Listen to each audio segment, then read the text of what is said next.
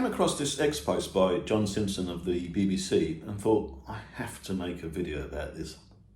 He says in his post, as you can see, he's responding to the Daily Telegraph headline, the headline which read, BBC's Robinson fails to call Hamas terrorists despite Cameron's demands. And the Telegraph was referring to the David Cameron interview with the BBC, where he was urging the BBC to call Hamas a terrorist organisation. And John Simpson has posted, what sort of a democratic government demands that a major broadcasting organisation toes its political line? Political line? It's not political. It's the law of the land. 81 terrorist organisations are proscribed under the Terrorism Act 2000, and Hamas is one of them. And that is the law of the land, whether you like it or not. It's not political. I mean, what will the BBC do next? Refer to ISIS as a militant group resisting oppression? I mean, the mind boggles with these stuck-up elites in the media. And then Simpson says, ITN, Sky and plenty of other broadcasters and newspapers prefer not to call Hamas terrorists. The BBC gets the heat because ministers know this plays to a particular school of thought in the Conservative Party. It doesn't. I mean, can he seriously not see the difference?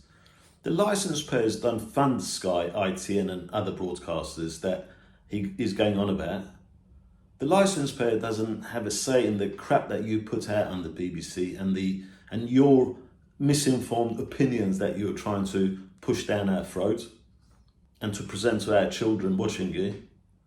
But the BBC is more than happy to label Tommy Robinson as far-right, fascist, racist, all those other labels without any justification. Now, I've had a few email exchanges with John Simpson in the past when he tried to present the Islamic Republic of Iran as a democracy. Those exchanges took place after the brutal suppression of the student uprising in Iran in July 1999.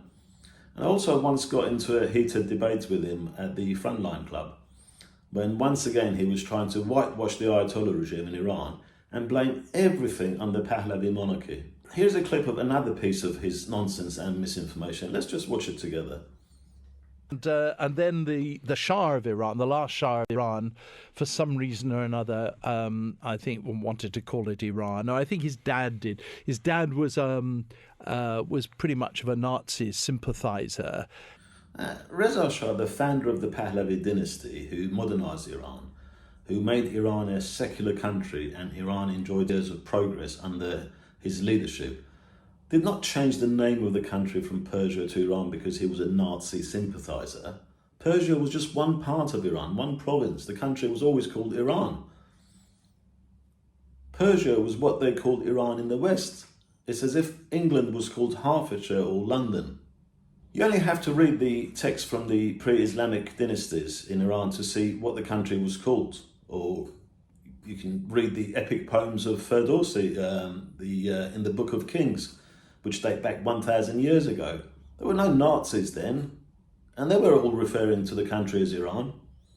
And the Jews in Iran thrived under Reza Shah. You only have to talk to the Iranian Jews in Israel or in LA to find out how much they love Reza Shah. Jews were saved from the Nazis during his reign. Honestly, just because these people talk posh and come across as stuck up, don't assume they know what they're talking about or that they're correct. They mostly talk out their arse, but with a posh accent.